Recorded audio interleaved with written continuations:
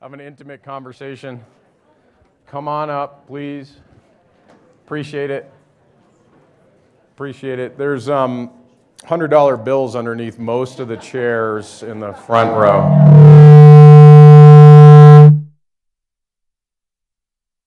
Yeah, maybe we'll go without the mics even, because that was painful. The hearing's coming back in my right ear now. All right, thank you all for moving up. Appreciate it. Appreciate it. Hannah, thanks for moving up. Appreciate it. For a little while with this university.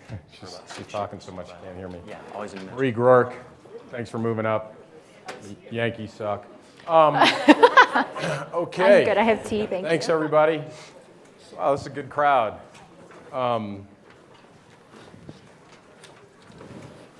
Give you one more second, and then we'll keep going. Great. All right, I'm Steve Patrick with the Forum for Community Solutions. Thank you all for being here. I have the great privilege of moderating this panel of rock stars where any one of these folks, we could do a one-on-one and get really deep on not just philanthropy, but all kinds of other topics. But we're going to try to elevate the wisdom and connect. And I think maybe I'll just start by just asking each of our panelists to kind of just introduce themselves and share their current work and maybe how long you've been working in the current role in philanthropy or at your institution. And then I'm going to actually flip it right back out to you guys. So be thinking about, we're going to start with 2 or 3 of you, just give you a chance to share like why you're here, what you're hoping to get from this conversation about philanthropy with philanthropists, philanthropoids. Patrice, do you mind doing a quick introduction? Sure. My name is Patrice Cromwell. I work at the Cayce Foundation, which is a national foundation focused on children, youth, and families. And we are funded by the UPS family and the founder, Jim Cayce. I lead our Opportunity Youth Work efforts, both some implementation efforts as well as grant making. And I'm in what's called the Center for Economic Opportunity Division. We also have a division that's focused on system reform, child welfare and juvenile justice, and a focus on place as well, our community and place-based division. So I'm delighted to be here. David. Good morning. My name is David Wertheimer. I am a social worker by training, but I work at the Bill and Melinda Gates Foundation, which is a small family foundation headquartered in the Seattle, Washington region. I've been there about 12 years. I currently am Director of Community and Civic Engagement, which is a team that explores how we show up in the places where we work, from top to bottom. I spent 10 years prior to that working on family homelessness in the Pacific Northwest as one of the Foundation's 31 strategic areas of activity. And it is a pleasure to be here. Hi, my name is Sarah Kane. I work for Prudential Financial, which is a financial services company. I work in the Office of Corporate Social Responsibility in the Corporate Giving Unit, and where we're looking at how do we drive inclusive growth and economic mobility for underserved populations. I specifically lead our quality jobs portfolio that's focused on how do we make sure that people have the right skill sets to compete and succeed for quality jobs, and that includes the population of opportunity youth. Good morning, everyone. My name is Barkley Jones, and I'm with the local community foundation in Denver, Colorado, the Denver Foundation. It's coming up on a 100-year anniversary.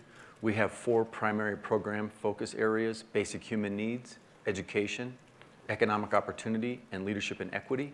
And I'm on the leadership and equity team and have been back at the foundation about 18 months, but took some cowpathing in between there and was there 20 years ago. Thank you. And in full disclosure, I've had jobs at 2 of the guys on the panel. So David and I worked together at Gates. We once did a panel at Gates where internally he described to the foundation that the foundation was an adolescent boy in its maturation. So he's a truth teller. Barkley Jones can't help but speak the truth. It's gotten him into all kinds of trouble. And we worked together at the Daniels Fund. And so what's interesting is you've actually got representation of just sort of a real diversity of philanthropy here. You've got a community foundation, a corporate philanthropy, a small family foundation, or the largest philanthropy in the history of humankind, depending on how you describe it, and E. Cayce Foundation, another private Foundation with sibling foundations, which tend to confuse the field, and we might be able to clarify why there's an Annie E and a Marguerite and a Cayce family along the way. But what do we have here? So why don't I just ask real quickly if we could ask some of you to stand up. We are recording this, so I don't know if we have a mic runner. I might take David's mic and bring it to you actually, or maybe come forward. And if folks have just like what brought you to this session, what do you want to learn, the good, the bad, and the ugly from real experts and leaders in philanthropy? So that's the question. I don't know if there's anyone who wants to step up. We got a mic runner and bring it. So we'll go here first because you're closer to the mic runner, and then here. And then we'll incorporate that into a set of questions I have and go from there. Sound good, everybody? Mm-hmm. Hi, good morning. Can you hear me? Yes. A little louder. Yeah. My name's Laura Garnett. I'm the Chief Probation Officer in Santa Clara County, and this is Judge Catherine Lucero, who's our supervising judge of the juvenile court.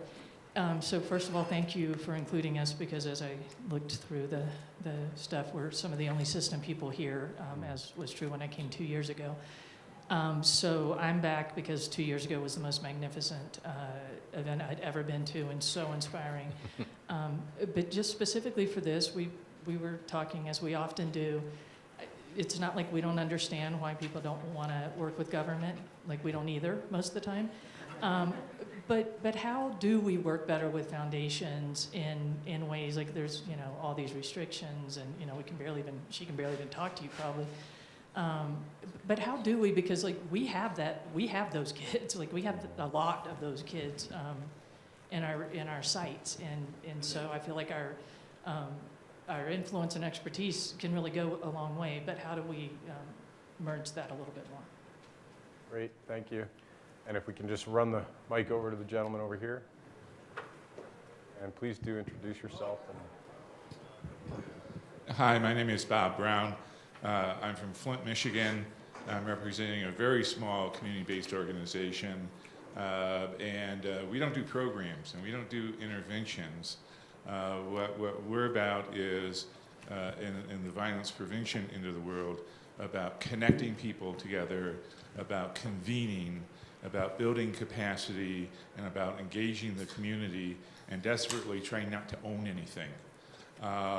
And what I'm interested in is how can those of us who do that type of work help foundations understand the importance of that kind of work, because it's not program oriented, and it's out of the normal sphere of what's fundable.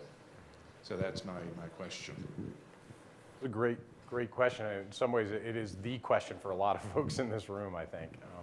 Okay, one more up front, two more up front, short bullets, and then we're going to jump in. My name is Carlos. I'm doing a session called Listening Works at 2:15 about healing and what it takes to build movements that are centered on healing. From your perspective as people who fund the development of the hard skills of young people and young adults, the preparedness for career and success, what is the funding world talking about the soft skills, the social emotional development of young people, healing within social movements, something else that isn't necessarily measurable or fundable in a particular way, but just curious about what the conversations are in the funding world, and how we can help sort of spur that really important, but I think still nascent. And I think after the elections, it became a little more obvious the need for it, but curious about your thoughts. Great, thanks. And real quick, and then we'll...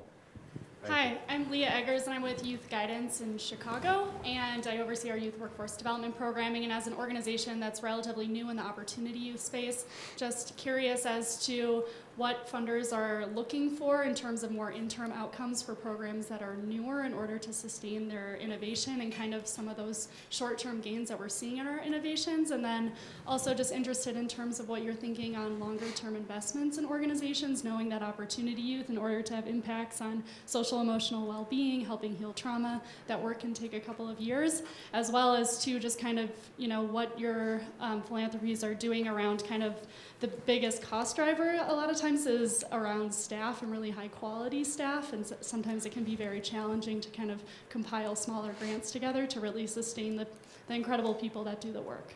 Yeah, wow. These are tough. Good question. So what I'd like us to do is, why don't we start, so pick a question to weave into your opening is what I would ask the panelists to think about. So you don't try to answer them all. We can keep coming back to these questions and weave it into the conversation that we're about to have. But I think it's important to start with kind of just sort of how do your foundations think about strategy and how do you decide, right? You know, there's one line about philanthropy that the whole thing is designed to be able to say no, right? Because you know, there's only so much money. There's another line about philanthropy, the golden rule of philanthropy, that those with the gold rule. I think all of you are really cognizant of the power imbalance and of these questions, but you all have to have strategies and you all have to be able to say no, and you have to have a framework for how you get to yes on grant making. So if you would introduce your organizations and give kind of like how we get to grants as part of your kind of down the line introduction. And then if there's one of these questions that resonates, weave it in and we'll just do some quick popcorn, and so everybody gets a feel for when you've seen one foundation, you've seen one foundation. So Patrice, do you want to start? Sure. I wanted to respond specifically to the gentleman in the first table who we met on the bus. Cayce Foundation, I think if we looked at our primary goal is really around equity and particularly around reducing disparities, whether that relates to systems. I was just in Minneapolis last week, and you look at for every white young person incarcerated, there's 7 young people of color. And so whether it's a system strategy or a strategy around education employment, or specifically around place, that is a driving force.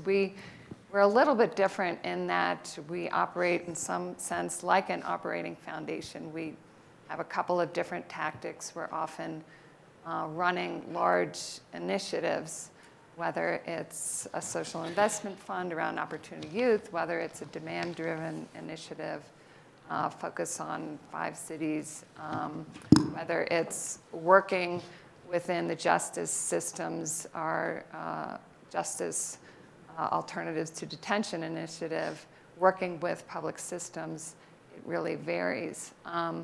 And we're also a little bit unusual in that a lot of our work sort of grows from the work. Our average grant duration is 8 years.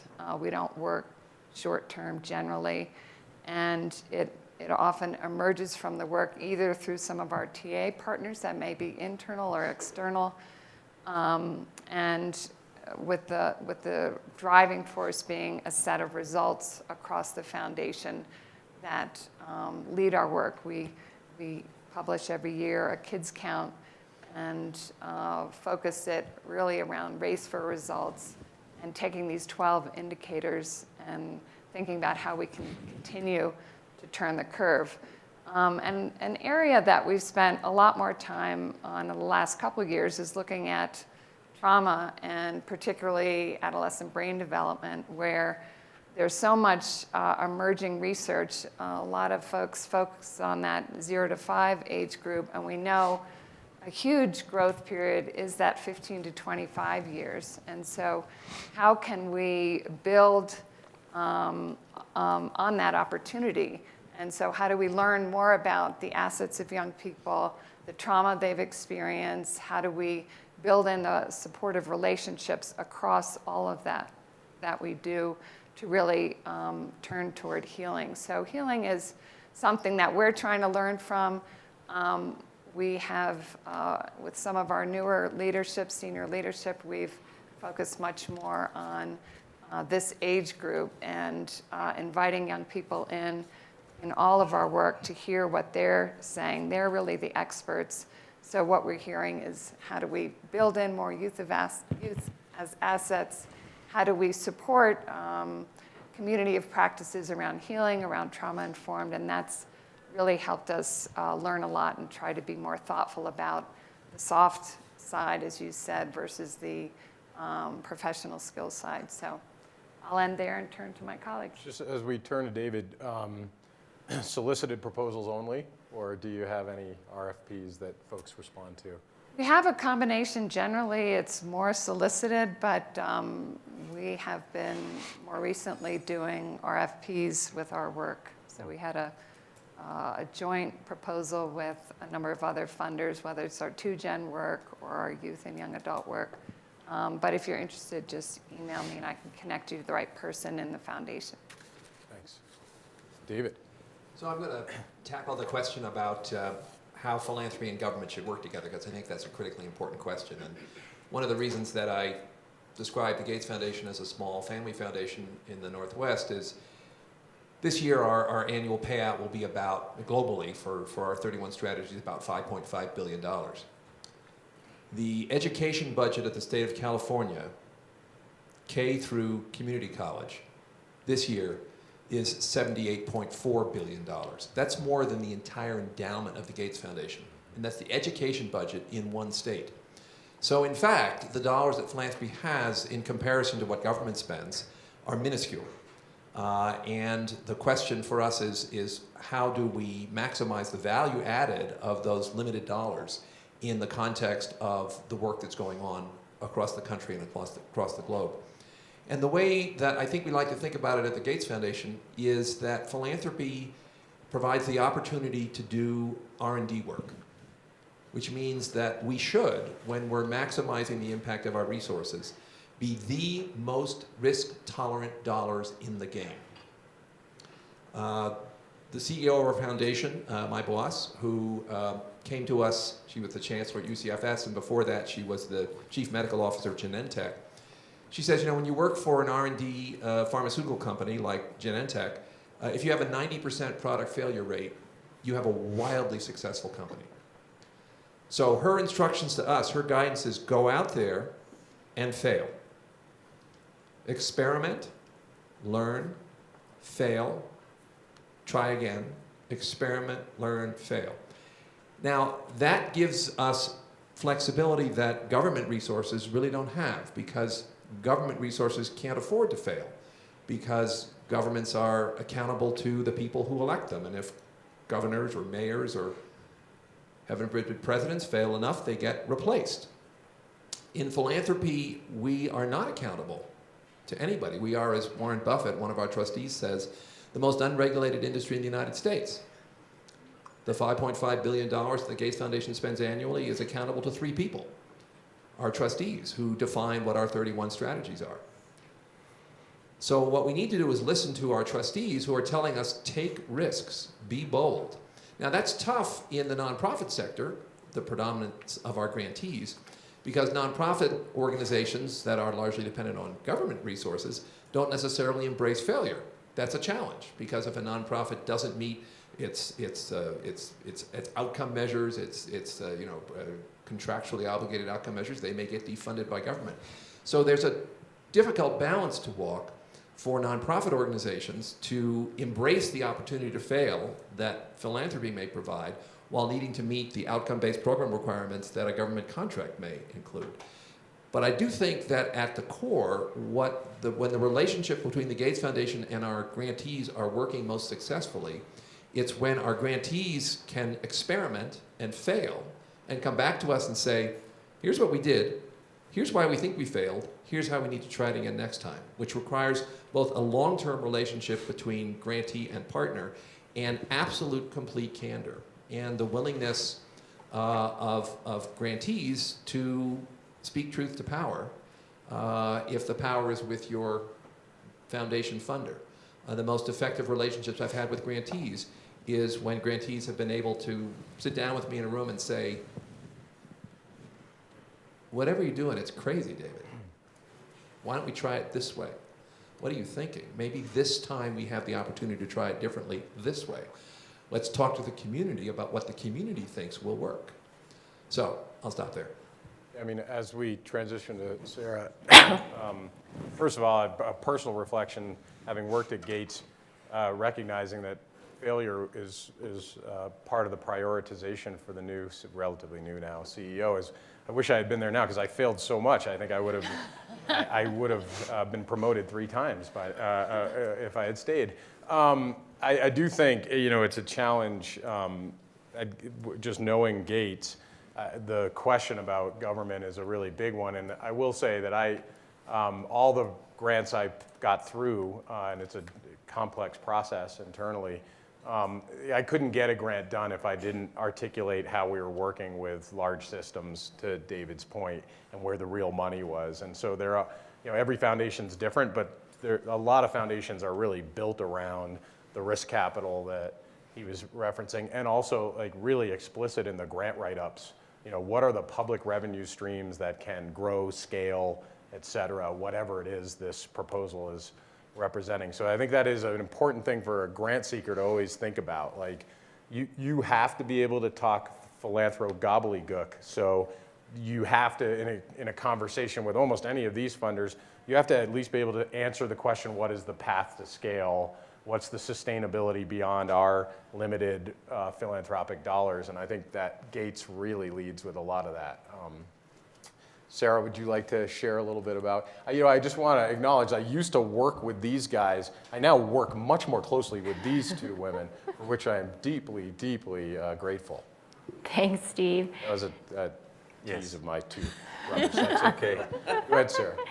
So we're structured a little bit differently because we are a corporation, and just as every foundation is structured differently, every corporate philanthropy or CSR department is structured very differently. So within Prudential, there is actually nobody employed by the Prudential Foundation. It's just the entity of which we manage the foundation dollars through. So we have multiple resources within our Office of Corporate Social Responsibility that includes foundation grants, corporate contributions, corporate sponsorships, impact investments, our employee time and talent, and then most recently in the last few months, we actually now manage the diversity and inclusion efforts for the company and the enterprise as a whole globally.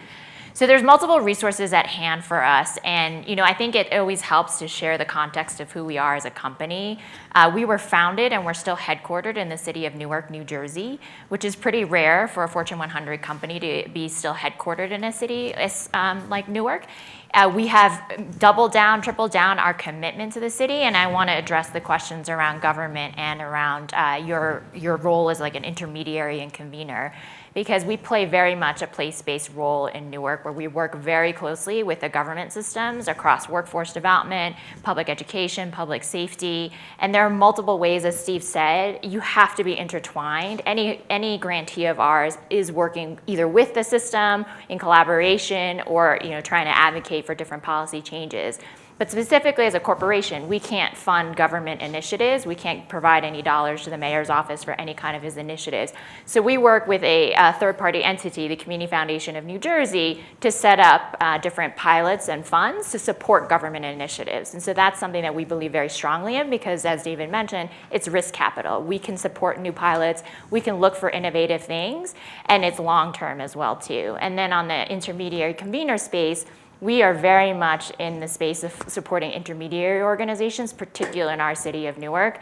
That's primarily the bulk of our foundation dollars that go towards those organizations because we find it so critical, particularly when we're trying to enact citywide policies, citywide strategies to have that lead organizations that's convening people, building out the strategy, building buy-in, making sure that people are actually executing on the outcomes and the metrics that we're looking for. And so for systems change focus, an intermediate organization is incredibly important. And even in the space of workforce development and in the space of opportunity youth too, there's, the workforce providers that are providing the direct service training to, young adults or adult populations. And then you have the employer base. And so there's oftentimes that gap that also an intermediary is so critical to play to bridge the employer and the workforce development organizations. And so that's incredibly important as well too.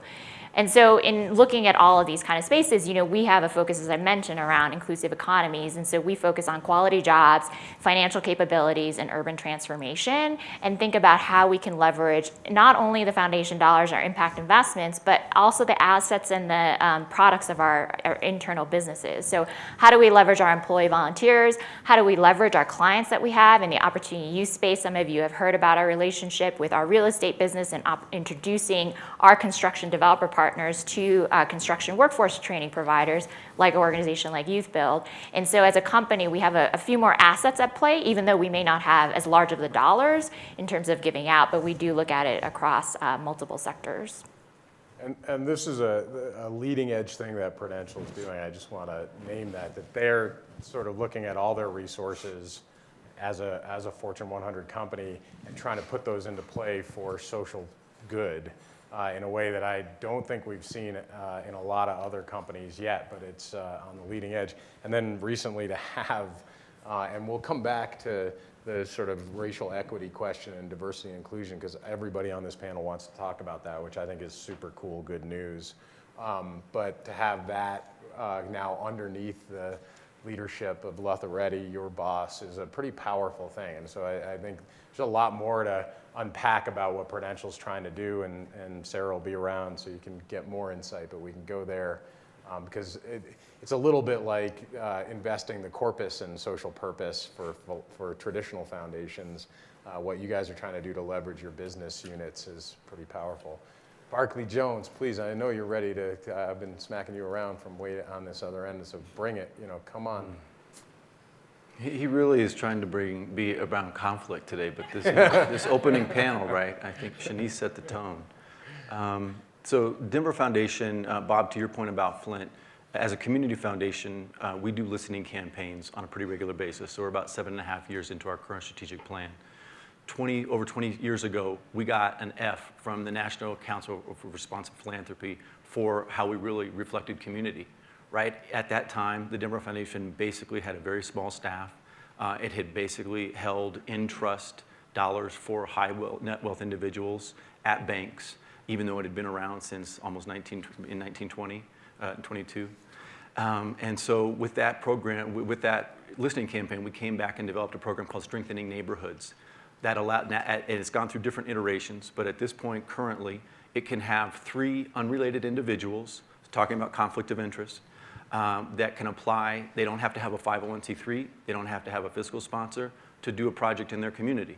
Now, obviously, most of those start off as very small scale, and trying to find a lot of the themes that we heard in the opening panel, right? When Steve talks about scale and sustainability, Philanthropy's talked about that for 15 years, right?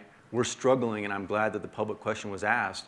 Most of the time, if we think about some of the great innovations that were made under previous administrations, those have been nixed in this current one, or even under President Obama, right? There was an amazing asset building, wealth building product or tool that was developed in the 90s called the individual development accounts.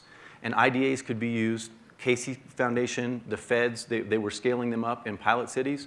Those did not get refunded. They were helping folks buy their first home, go back to school, capitalize a small business.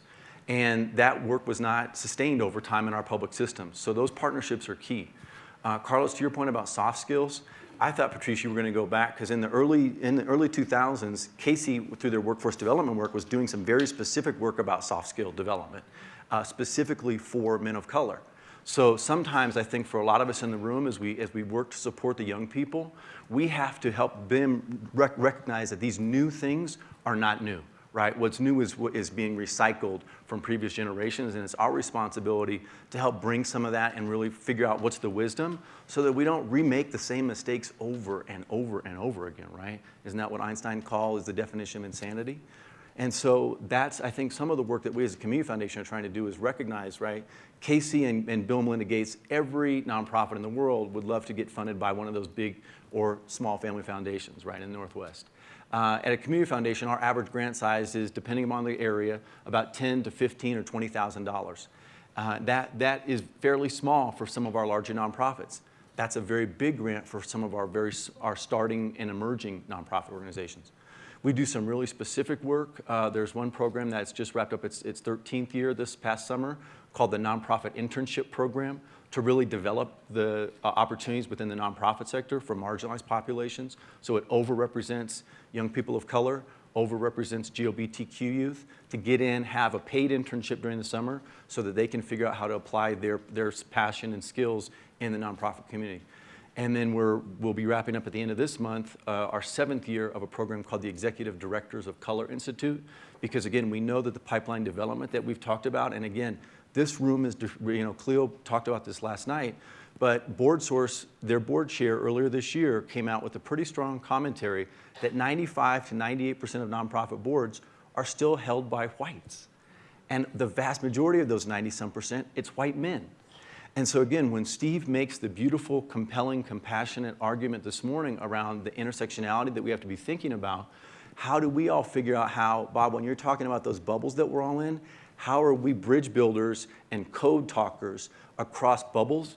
Because there are a lot of bubbles that exist in philanthropy and in the nonprofit sector, and part of our job has to be to move across those, because otherwise, right, all the great lifting up that everyone in this room and in this initiative has been doing is only reaching small percentages of folks, right? I love the stories that we heard at the beginning, but you all know from in your communities, where the 100 kids that we reach, or the 500 or the 1,000, we're still missing 10,000 or 15,000 kids. You know, the great work that Dan talked about that he was able to do, I was in higher ed, and I would tell you the predominantly white institution that I worked at in this state has not changed its numbers, and I had colleagues of color that would make statements like demographics are destiny. We won't really change as an institution until we start to get 40 or 50% of our student body being students of color. That's completely inexcusable. Right? When we talk about wealth building, we know that the long-term data shows that by 2038, 2040, that the average African-American and Latino households in this country will have zero net wealth. So when we talk about wealth building strategies, how do we make that relevant for average households, not the superstars and the shining stars that we know that we're reaching in some communities, but those kids that are on the back half, right, are those more entrenched multi-issue problems that we really have to actively listen to, and that in Chicago, right, when we hear those stories of gun violence, and again, I love Dan's story this morning about how the older moderator was tone deaf to what the young people were saying about how this really has to resonate. OYF is really working to build that youth voice in, but Steve, you've been talking about youth voice for 20-some years in your career, right? And the nonprofit sector and funders still struggle to center that work. It's at the margins. And so we're building leaders, we're building some of the energy, but it takes a lot of work, and I think we have to be really strategic. And as the other panelists have shared, philanthropic capital is a small slice of this, right? And so those public systems, alternative sentencing, and other options, right, we have to be thinking about those things.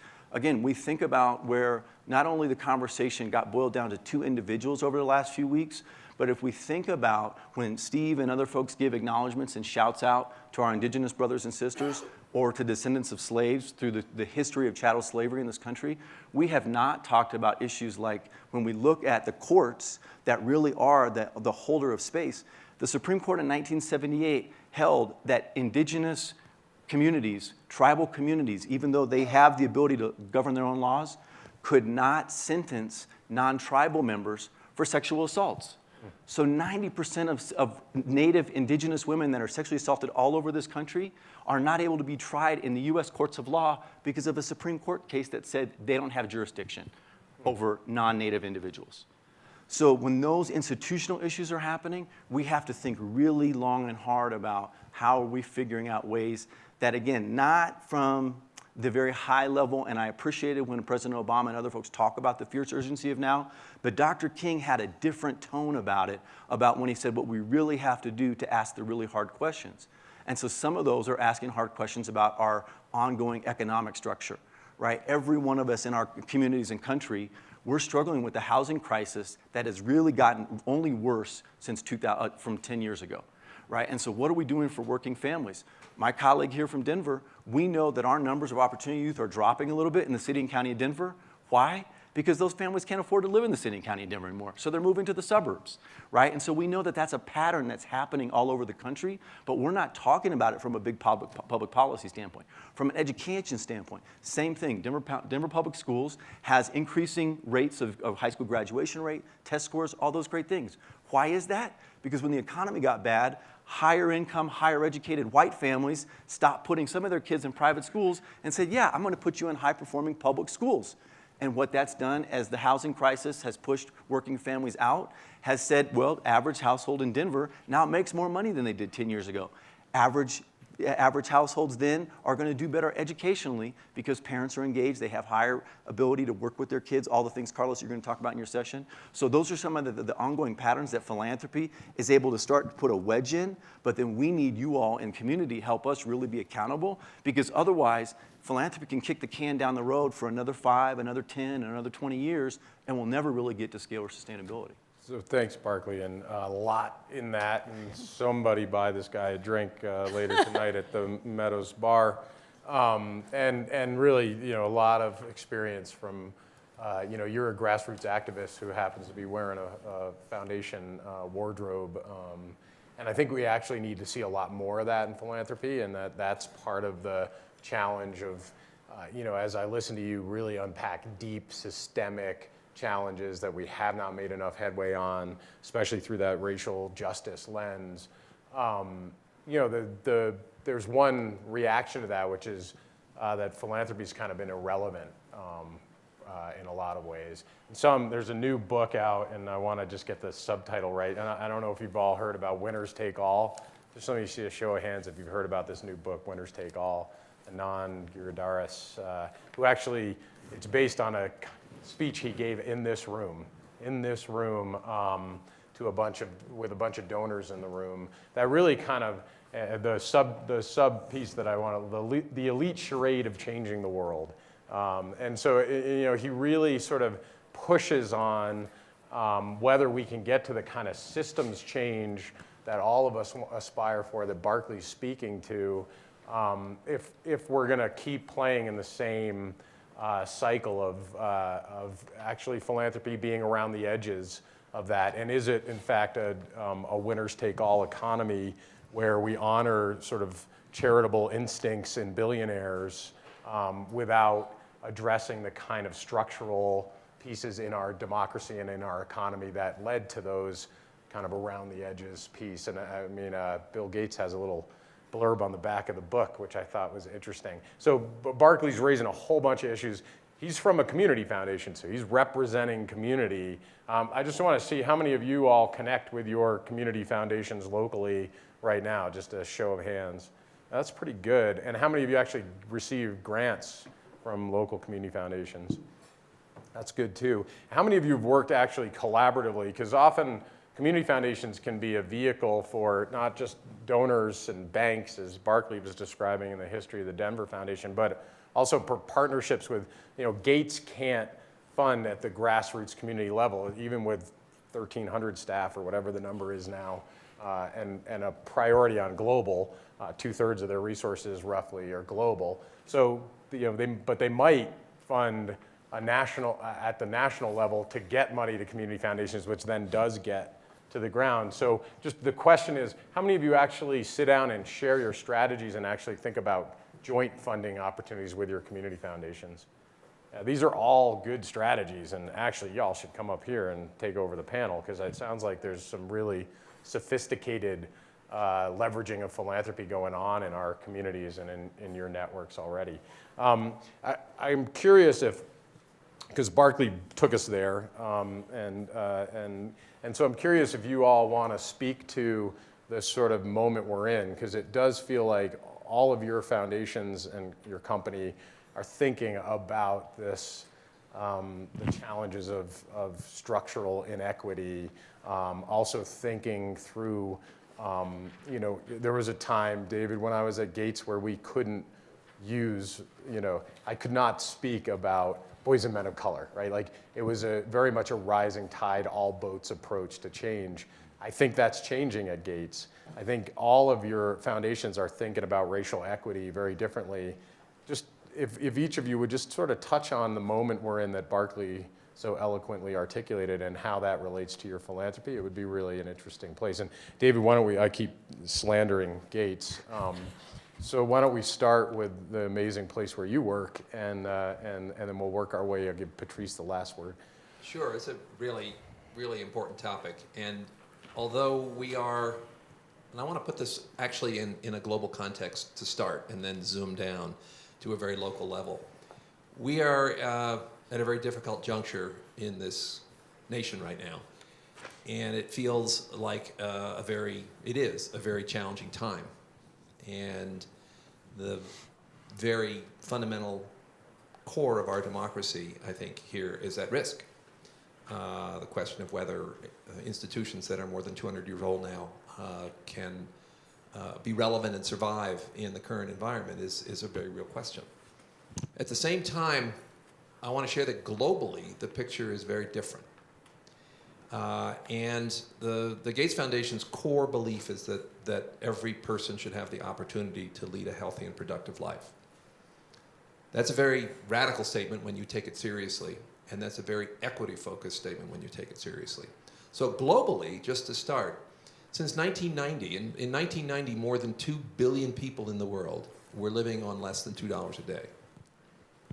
Today, that number hovers just above or below 1 billion. 50% reduction in that number in less than 20 years, or 30 years. Today, 84 to 86% of the world's children are vaccinated against the most serious diseases. And those vaccinations will increase their life expectancy, will increase their productivity. And what's really interesting about health of children in under-resourced nations is that the healthier the children are, the more parents don't have to have as many children as they've been having, and you actually begin to level off the spiraling growth of population in the world by increasing the world's health. So we're making enormous progress globally, which we sometimes lose sight of locally. Locally, I think that the Gates Foundation, in much of its work, is taking a much more intentional look at what equity looks like and means on the ground. The Pacific Northwest team, where I worked for 10 years, I want to share the definition of equity that team developed over the course of actually many months, and now guides the work of that team, which is working directly with the South King County work that Opportunity Youth is directly involved with. And that equity definition from the Bill and Melinda Gates Foundation Pacific Northwest team is that working towards equity means actively supporting efforts to dismantle racial and structural inequities that limit opportunities so that people from historically marginalized racial and ethnic communities can participate and prosper and reach their full potential. That's It's awesome. You didn't mention data once in there. That's rarely does Gates do something without data in the sentence. And right. There's a lot of data behind that, however. And just the one additional comment I'd make about this is that we have increasingly moved towards thinking about our work in terms of human-centered design. And a couple of months ago, one of the great luxuries of the role I'm in is that I get to go around and learn from people all over the country from the work they're doing.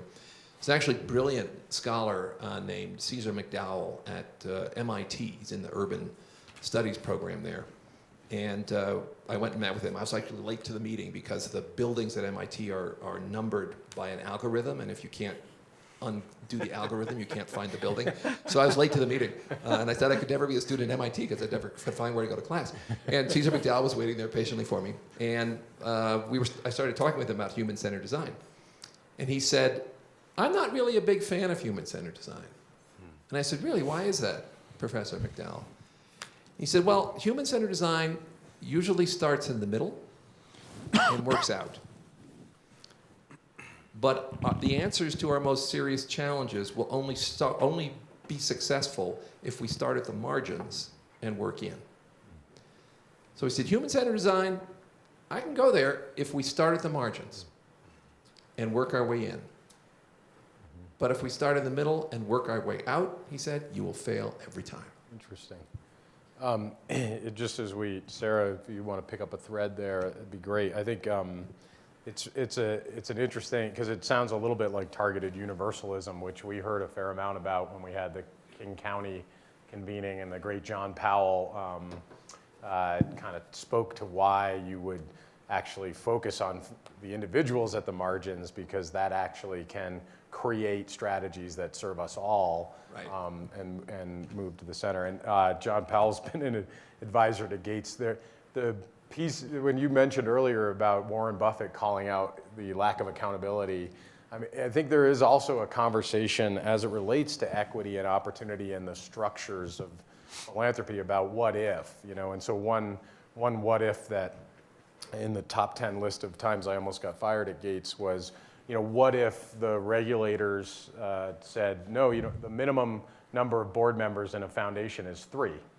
What if the IRS mandate said, actually, for a family foundation, it's a minimum of 5, and at least 40% of the board members have to be from the community or have to be non-family members.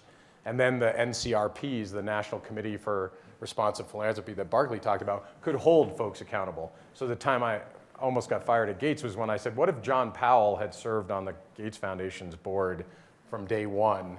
How different would it have looked? There's a lot of learning that David's lifting up, and it's exciting to hear where the foundation is. It'd be interesting to ask the question, would we have gotten there faster on equity if the rules didn't leave philanthropy so unaccountable? It's a question to put out there. I don't think we're going to rewrite the IRS regs today, but it is a question. I think it's one, I mean, we have to have a drink at the Meadows Bar because it's an interesting one. Speaking of accountability, the corporate sector, you guys have held yourselves to a standard that probably doesn't exist in terms of regulatory rules. Just the fact that you stayed in Newark is a really important one, and I think all of us come from place. So David's amazing work in the Pacific Northwest for how long? A decade were you helping to lead that team? You guys are in Newark.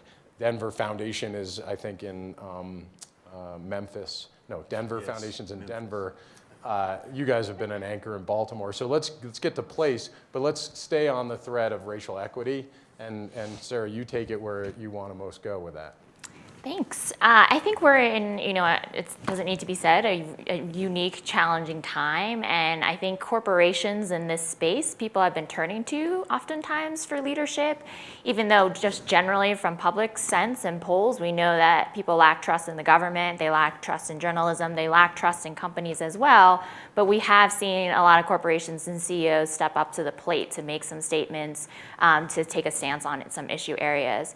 And I'll say at Prudential, we're very much focused on this racial equity piece. I wouldn't say that has been our focus over the last 40 years. It was more on the equality, and over the last decade is when we have shifted and really been intentional about the equity piece.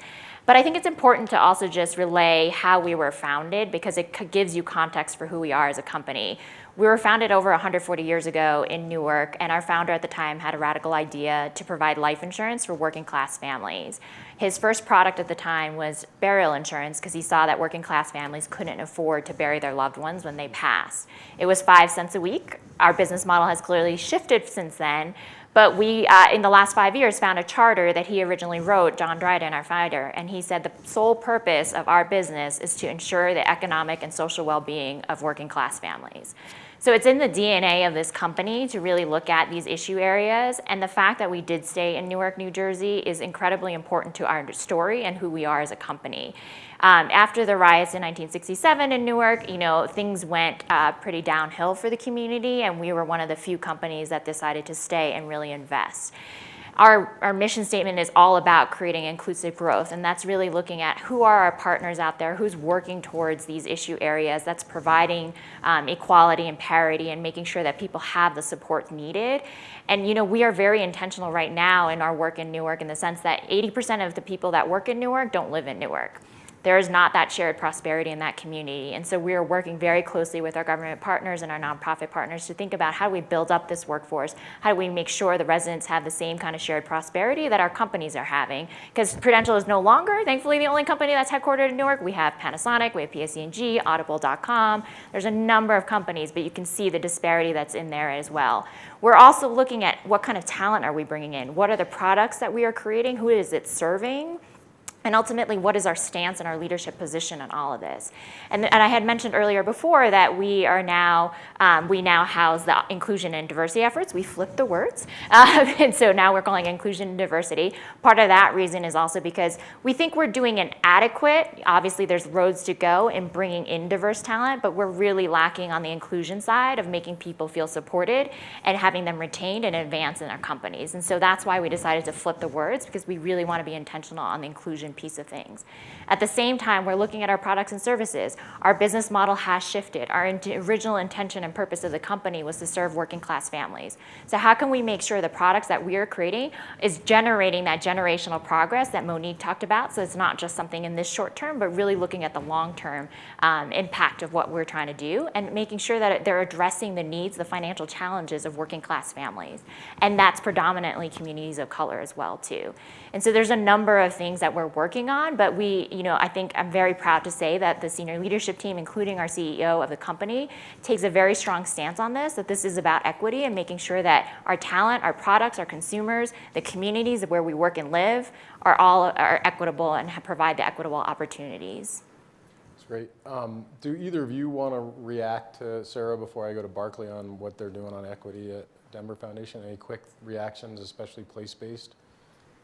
Yeah, I would just add, when we think about our funder who's constantly left us with words around constructive dissatisfaction, when Freddie Gray took place in Baltimore, as we think about how to move forward, it's very humbling despite the money put on the street by Cayce or the mayor and all the other partners in a place like Baltimore, we're not making a difference. And so I think in 3 different areas, we've taken a bigger stand. One is to be really clear about who we're focused on, to prioritize young people of color, and then Cayce, given our focus on system reform, young people that have been involved in the justice system, young people that have experience with child welfare. So one, to be very intentional about who we're focused on. Second, to know that we, far from just as a standalone group, can make a difference. That's why we're a big supporter of what Aspen is doing, that we have to really build much stronger collaboratives, bringing our system, our community, our youth voices, our institutions together. So everything that we do has to be done in collaborative. And then third, we have to hold ourselves accountable. So we have internally our dollars that go to grants, our dollars that go to consultants. Who is leading that work? Our youth-serving organizations of color, who's leading those organizations? What about our own staff? How do we use our own resources in terms of how that breaks down in terms of experience, ethnicity, race? So part of it is around priority populations, priority collaboratives, and then real objectives around holding ourselves accountable for the money that we spend, given there are not IRS regulations that are going to that level of detail in terms of accountability. Great. Barclay, do you want to talk a little bit about what Denver Foundation is doing on the racial equity work or equity work? I don't know if it's strictly racial. Yeah, it is focused on racial equity. And David, thanks for reading your definition, because one of the things I was trying to do, Monique and Yelena wrote a great paper, I think May of this year, where they really laid out what the definition for the Aspen Institute Forum on Community Solutions definition is. And I just want to read that because it's a little different than the Denver Foundation's. And it's similar, they have some similar language, David, to what you read. Just and fair inclusion, or racial equity for the Institute is, or for the forum is just and fair inclusion in a society in which all can participate, prosper, and reach their full potential. And just full disclosure, that sounds a lot like the Policy Link definition of racial equity, so I want to honor our partners at Policy Link, which I think is referenced somewhere in the paper. So somewhere in there. Shout out to Policy Link. And probably also to John Powell, because we're all taking that. Yeah, they probably got it from John Powell. belonging, right. Yeah, right. And so where Denver Foundation is a little different is we really try to talk about, because I think that full potential language is hopeful and optimistic. I think sometimes it leaves some of the impetus on individuals changing and learning to code switch and not making the systems change levels that we need to have. So we really talk about what are similar outcomes irrespective of racial background and identity, right? Because that outcome piece is what we need to get to. So, again, right, it feels like whenever you're in Aspen, you start name dropping authors and books. But if you haven't read Richard Rothstein's book, The Color of Law, it's all about how the United States, time and time again, really ripped off African-American households specifically and communities of color through Fair Housing Act, right? Huge Democratic, idols like President Roosevelt, Franklin Delano Roosevelt, because trying to strike a deal with the Southern Democrats in the 30s and 40s, basically said, okay, we're going to segregate labor protections. So domestic workers and the United Farm Workers, right, brought this up in the 60s and 70s. Farm workers were not covered. Why? Because domestic workers were mostly black women. Farm workers at that time were mostly black men, but then also Filipinos and Mexicanos, Latinos in the southwestern United States and California. Same thing with housing, right? Public housing, they were clear where local housing laws could be interpreted over and over again to segregate people of color out of the best neighborhoods or to hyper-segregate in places like Baltimore, right? When we talk about places, and it's getting a little dated now, but the whole, what was the big show that you were so into on HBO? The Wire. The Wire. Right? But, right, the Wire had a following. And when Steve talks about institutional philanthropy and philanthropy, let's make sure we're distinguishing those two. Because again, some of the questions that came up, there are a lot of folks thinking about philanthropy as the love of humanity, that broader definition, not the institutional sense. And there are 4 T's that we can think about that really come out of the Community Investment Network that are giving circles, mostly coming out of African American tradition in the South. And those 4 T's are time, talent, treasure, which we're spending a lot of time on, and then testimony. Right? So we hear the testimony piece from Opportunity Youth, but what are the ways that we're documenting in communities? Bob, when you're in Flint, there are a lot of volunteers that we know, and you made light of it yesterday when you did your intros, but I'm ashamed as an American that you all as a community don't have clean, drinkable water. Right? That's ridiculous. Right? And for years, David talks about the 2/3. For years, and the UN Special Envoy really blew the lid off of this earlier this year when he went and visited Alabama, Lowndes County.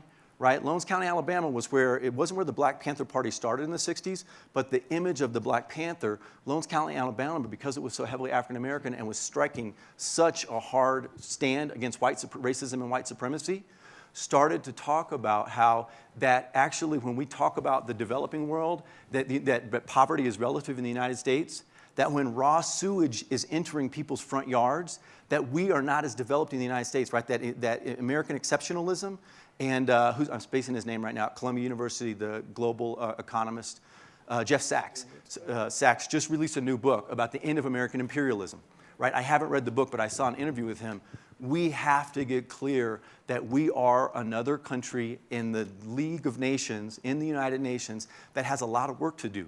And that when we've got huge issues like in Flint, like in Lowndes County, like in Denver, Colorado, like around the country, that we've got to figure out some of these issues, and we have to be more creative than we've been willing to be in the past. So. Thank you, PBJ. So we want to open it up, so we're going to have mic runners get ready. And I think there's a brass tacks question that most of you come in here, which is like mo money, like, okay. And the 4 time, talent, treasure, and testimony. I hadn't heard the testimony one. I like that. That's good. That's cool. And the sort of small, in the grand scheme of things, the small thing that is organized institutional philanthropy, that's understood. And folks are working real hard on the kinds of solutions you're trying to get at, like solving radical inequity in our country.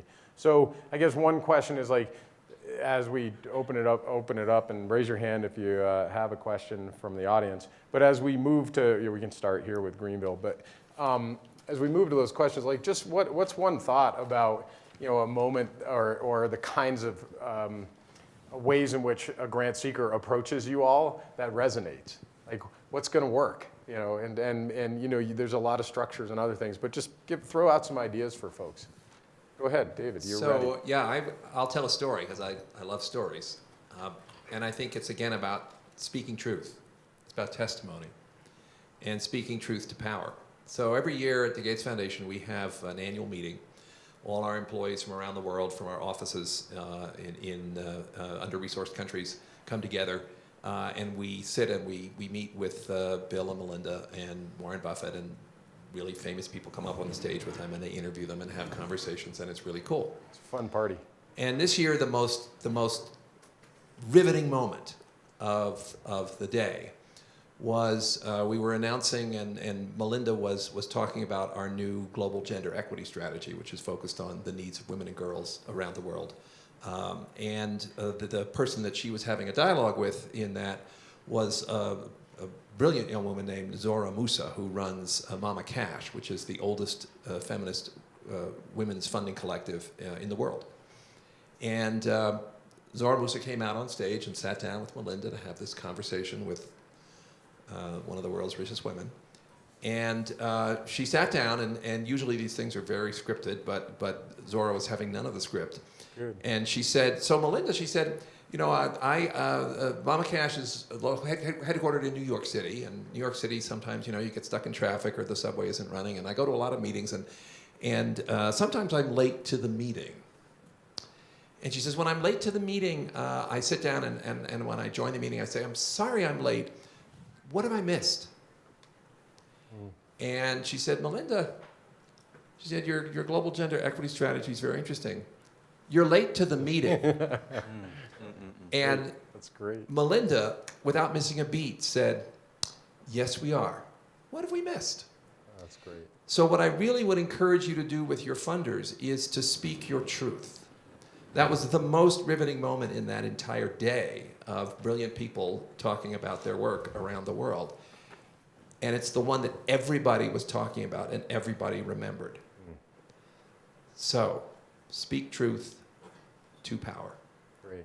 Tell your story before somebody else does. Beautiful. Any other quick popcorn advice on for grant seeking? I would say share your toughest problems. I mean, we are constantly struggling to figure out how to do better. So bring your problems, and also specifically your partners. We hear most from young people about how difficult it is, whether it's around child welfare, and that is the greatest motivating source. So I would say bring your problems. I would say share your impact first. I think sometimes, often organizations will get into the weeds of what they do and the activities and, you know, the great work that you all are doing, but you know, you want to get them with the clear, concise of what is your impact and what are you trying to change in terms of behavior or employment, retention, things like that. Yeah, okay. Let's open it up. Thanks. Hi, I'm Justin. I'm from the Black Creek Wilderness area of Mississippi. And I always feel like it's my job to bring rural into the room, particularly with philanthropy. As we see persistent poverty trend and systemic, you know, a significant portion trend rural, and we begin to see a lot of equity issues among Black and brown people trapped in the rural Delta region of Mississippi or the Alabama Black Belt or even colonialist communities. How are you working to end your knowledge gap for rural, and then again in the inequality that's happening for people of color in rural America as opposed to urban? And I always kind of like to end that question with this, as data also tells us that rural's a heavier and harder lift. So I also like to push philanthropy as I'm not looking for equal funding, I'm looking for more. So I'd really love to hear how you're ending, again, your knowledge gap in rural communities, but also how you're pushing for that funding to come in a more meaningful way. I thought somebody was going to clap. I'll give you one example. We definitely, over the last years, have been spending money in the South and rural areas, but at a lot lesser degree than urban places. And we launched last year kind of closing the racial wealth gap initiative, particularly looking at what are some of the drivers that are leading young people and adults into incarceration or the justice system. And so we've been really focused on fines and fees and getting into some of the local municipal rules that are forcing people, are becoming really a pipeline. A young person who was working with us recently talking about why he first got into the justice system, he had a speeding ticket. So we've found all these archaic rules that happened years ago that are basically race-oriented, that are pulling people into the system. So we are continuing to push more in South and rural We have a priority now going forward under some of our new leadership to continue to increase. But one of my colleagues, Don Baylor, is really working at that very municipal level and looking at these very biased policies that are really a struggle. Any other quick? I'll say, as a corporation, we're oftentimes limited in terms of our geographic areas because it's oftentimes where our businesses are located. And sometimes I think on my own, like it would be great if corporations focused on their locations and private foundations would help in the other areas because oftentimes corporations are in urban areas. But I think that's why it's so important with the Aspen Institute and other national intermediaries like the National Fund for Workforce Solutions, where we do invest heavily in these organizations because they do have the ability to then go into the rural communities. But unfortunately, we are limited in our geographic scope. And I'll just kind of end with this. There was a phenomenal analogy earlier talking about the human-centered approach. As you're looking for solutions for urban, if you start at the margins and you work your way in, you'd find so much commonality between us. But if you could start at rural and work your way in, I really think you could find heavier impacts for urban communities around the country. But thank you. Thank you for your time. Sorry, I was just going to ask you, so Justin, Denver Foundation obviously is focused in 7-county metro. There are some things that try to build awareness, so it's been probably going for about close to 20 years in Colorado called Rural Philanthropy Days that were created to get funders out of Metro Denver to rural parts of the state. So those have helped. I think when you're talking about that investment strategy, right? I mean, as you've heard, philanthropy has limited dollars and a lot of the infrastructure needs, right? So we really need to be, how do we move from an extraction economy, right? Rural communities, there's been extraction of natural resources, of agricultural commodities, and of cheap labor, but we haven't made reinvestment back in those communities. So I think we have to look at some alternative strategy. Co-ops are a great solution, whether that's agricultural co-ops, whether that's rural electric co-ops. So there are ways that we can look at that. And then we also have to be thinking about, in Colorado right now, our legislature is not in session until January, but in prepping for the legislature, we have, we're looking at changing the residential tax rate for home ownership is about 7.6 or 7.8%. Because of phenomena like Airbnb and vacation rental by owner, VRBO. In rural communities like this and all in the mountain communities, that commercial rate is 22%. And so rural public entities are saying we need to move from a residential to a commercial rate. So those are things that obviously individual homeowners don't want to change that tax rate, but our public entities are asking for it. So I think you're right, and we have to figure out how to partner creatively with small, right, the towns, counties have very thin, small staffs. So how do we help them develop capacity that can get us some of those solutions? But I think there's some opportunities there. Thank you. I think show of hands for questions so we can find the next one in the room. Thanks. And as you do that, I mean, there are some finally, let's go right here, pink shirt, thanks. And then we can go Hannah in the back next and come to you after that. I mean, there are finally, rural philanthropy is, sort of almost an oxymoron, unfortunately, or a non-existent in the field. But there are now starting to be some meeting grounds that funders are coming together around rural, a little bit of an awakening post-election. It might be the wrong reasons, but the right stuff to focus on rural. So Neighborhood Funders Group, Philanthropy Northwest, these are now meeting places. Philanthropy loves to eat well, so they organize themselves together all the time for great meals. It's pretty cool for them. Anybody gain the Philanthropy 15 when you first got in? It's a true phenomenon. But these gatherings are now happening in rural philanthropy that we haven't seen in a while, so there's some hope there. And afterwards, I can list off some of the places where we see philanthropy starting to congregate around rural strategies. Sorry, gentlemen. So I'm very rural as well, Northern California. I'm here with the Del Norte and adjacent tribal lands, and I've heard talk about outcomes and the metrics for success in these, and I'm wondering ways that can be presented when we're talking about much smaller numbers, but there's no less need, and like he's saying, the funding need is so much greater to be getting that outcome, and so I'm curious if there's creative ways to express that for the proposals. Yeah, that's a great question, and I want to give an example of how our Pacific Northwest team has addressed both this rural issue, but also the outcomes in different contexts. And we've actually done that in the example I want to share by giving up our power. We historically, in the Pacific Northwest team, set aside a substantial pool of resources annually that targets our native communities in Washington State. One of the most under-resourced communities and constituencies, many of whom live in incredibly disadvantaged rural pockets in our state. And for years we would solicit proposals and make grants, and we realized several things. One, we had no native community members on our team, and B, sitting inside the reinforced walls of the Cayce Foundation in Seattle, we really didn't have a very good sense of what was happening on tribal lands.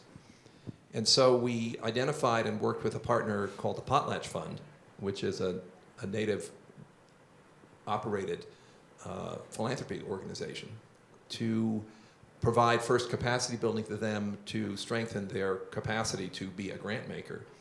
And now every year that entire bucket of funds from the Pacific Northwest team is granted to the Potlatch Fund, and the Potlatch Fund then works within its communities and within its networks to make grants and to define the outcomes and the measures for those grants, sometimes in very, very small pockets of, for example, the Upper Skagit tribal lands with 250 tribal members living in extreme poverty. You get to pretty nitty-gritty outcomes when you're talking about a tribal community of 250 members. But the Potlatch Fund actually has now the capacity, the reach, the knowledge, the expertise, the wisdom to do that work much better than we ever could. And so that's one of the ways both we are relinquishing control over outcome measures and outputs and outcomes, et cetera, to the communities that are concerned most with those outcomes, but also reaching into rural communities that we might not be as familiar with or cognizant of the needs of those communities ourselves. Thanks. And I would just echo that. If you're coming from a rural community, to really think about who are some of the hubs in your area or anchor institutions. We do a lot of work with University of Southern Maine. You think of MDC in the South, that has really been a voice for a lot of communities that have not gotten funding, where they're now an intermediary where funds flow through them that we provide. So look for some of those hubs that can do some aggregation and lift up that capacity. Sorry, Steve, one more. The morning panel talked about working from an assets frame, and this initiative has done a lot of work around that. As a whole, the nonprofit sector doesn't operate in that space, right? We talk about the deficit and working to fix that. So figure out how to do the code switching that allows you to find some strengths in your community to be able to balance out the scarcity and the deficit model, because that abundance is there, but you've got to get folks to be thinking in that generative way about what are folks bringing to the table, not about what are they receiving from a funder, right, or from a particular nonprofit agency. So again, if you're thinking about inputs, how many hours are folks volunteering, right? From evaluators, we know that folks love to not really understand unless you have a minted PhD, and then you have to debate this all the time with them. But there's a difference between causality and correlation, right? The sector is completely focused on, we want to show what that cause is. But we know from Opportunity Youth work that if you work with 90 or 100 kids, 99 can have one experience, and one is the one that's going to have the experience to work with Dan at Franklin and Marshall a few years ago, right? Or is going to get out of a neighborhood. So we have to be really clear about, ask your evaluators, what's that difference between causality and correlation, and then what can we be doing to beef up those inputs to get us some different outcomes that historically we haven't talked about well in the sector. So we got 5 minutes, so I want to do your question. Hannah, do your question, then come back to the front. Do what we won't answer, we'll take them both. And then also ask the panelists to weave in their final comments and closing final paragraphs of advice. And then David's going to announce a whole set of Gates grants to all of you at the very end. Congratulations. I gave it away. So Hannah, why don't we start with you? Thank you. First of all, I just wanted to express very quick appreciation that we are not having this conversation without having the national context of what we're going through politically. I think it's so important for us to do that. And in that context, So much of the philanthropic work that I've experienced over the years in my field has focused on economic equity, and yet what we're hearing so much now is the need to also engage with political equity. And I'm wondering what you all, as your separate foundations, are doing around this issue of civic engagement, what limitations you may have, and how we can then help tap into it and be supportive in that way. Great. Before we answer that, let's come to the front. So just an observation, a quick observation and a question.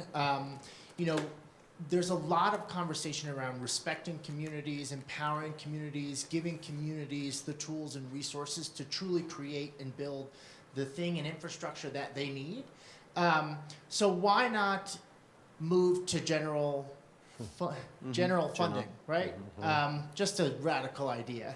And then the other is more of a question, given that the economy is doing well, given in the context of the opportunity youth conversation, there are fewer young adults who are out of school and out of work, but we know that all of the employment gains of young adults in the last 5, 6, 7 years have been in low-wage, part-time, dead-end jobs, despite being even more of an educated generation than ever before, right?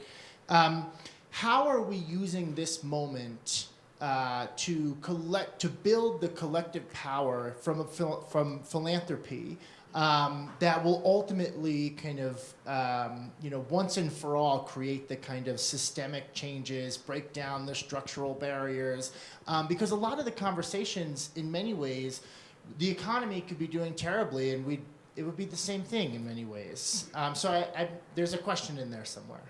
Okay, we have one more VIP question from the back, and then we'll take all three and close this out in the next 4 minutes with incredible, succinct, articulate, eloquent wisdom from our panelists. Thank you so much. Glenn Green from Chicago.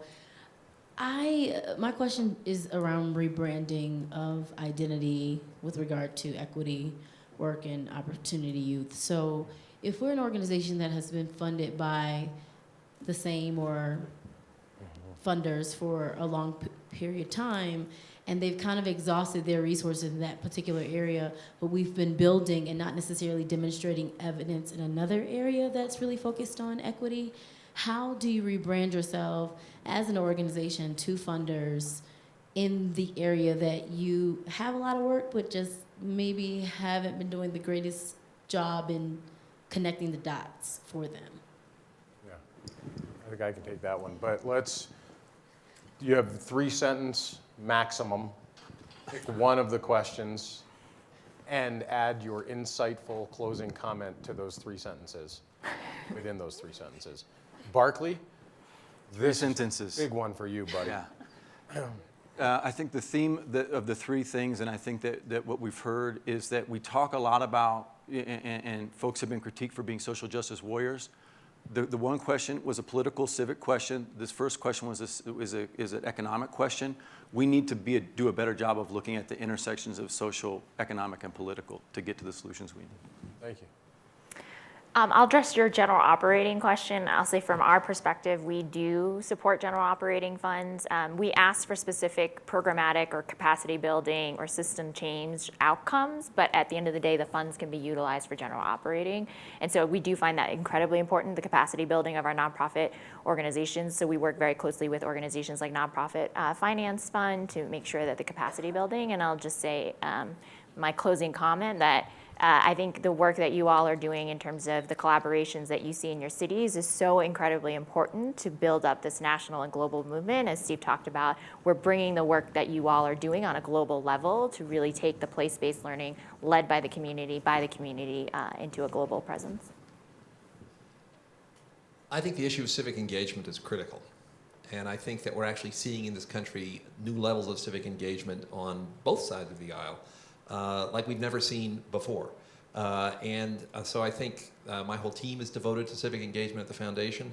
And the other piece of that that's related is I think that philanthropy needs to be unabashedly embracing the work of advocacy. We can't lobby as a private foundation, but lobbying is such a tiny, thin slice of the pie of what advocacy is and can be. We can educate until we're exhausted. It's no accident that in the week after the current administration announced its first U.S. budget proposals, that Bill Gates had an op-ed piece in in Time magazine, which articulated the ways in which resources for global health and global development were the most important national security investment this country can make. Thanks. Patrice. I was going to pick up on civic engagement as well. As we think about a lot of the resources over the years that we've put into the field, they can quickly be wiped out with a political movement. And so as we think about turning the tables in terms of power and voice and youth voice, how do we interweave youth engagement with civic participation, given that's where youth want to be, for foundations to really embed resources for that systemically. So that's something we're looking at, how to strengthen the work on advocacy and support youth where they want to be in terms of stepping out, because if we don't continue to build a campaign and a movement, we're going to be back to square one again.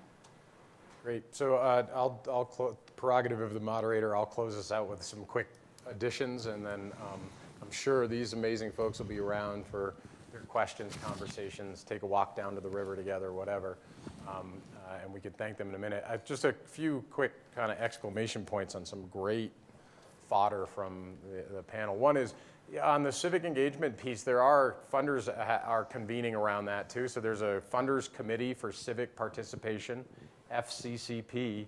So if you are interested in the intersection of grant making and in particular civic engagement, FCCP is a really good place to go look. Look at who all the funders are there, because they're the ones who are really on the front edge of this.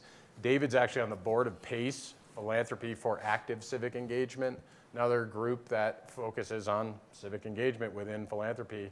FCCP is a little edgier, like social justice, organizing, and electoral cycle kind of work, but PACE is also there too.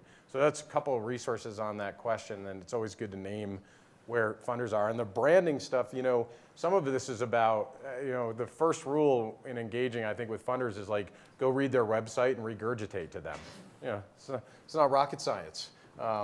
It's painful to have to admit that, but I think that's part of how we gain access is, my joke about it is if you've got a theory of change, I can fit in it.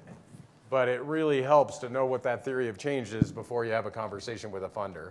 I like to see the trend away from theories of change right now in philanthropy, but they're going to still be around for a while.